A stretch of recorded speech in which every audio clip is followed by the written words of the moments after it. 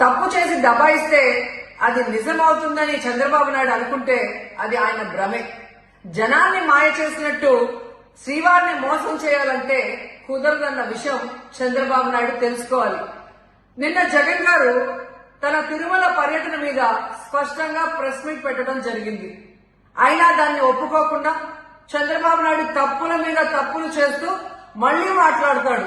జగన్మోహన్ రెడ్డి గారు తిరుమల రావడానికి భయపడుతున్నాడు, డిక్లరేషన్ ఇవ్వబడుతుంది కాబట్టి ఎస్కేప్ అవుతున్నాడు అని చెప్పి సూటిగా చంద్రబాబు నాయుడు గారికి చెప్తున్నా.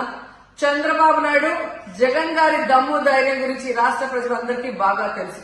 నిన్న కూడా ఆయన భయపడేవాడైతే అంత స్పష్టంగా ప్రెస్ మీట్ పెట్టి ఏ విధంగా తన మతం మానవత్వం, తను ఏ విధంగా బైబిల్ చదువుతారు, బయటకు వచ్చినప్పుడు హిందువుల మనోభిప్రాయాన్ని గౌరవించి గుళ్లకు వచ్చి పూజలు చేస్తారు, అలాగే మసీదులకు వెళ్లి ఎలా పూజలు చేస్తారు, అలాగే సిక్కుల్ని గౌరవించి ఎలా వాళ్ళ పూజలు చేస్తారో చెప్పడం జరిగింది.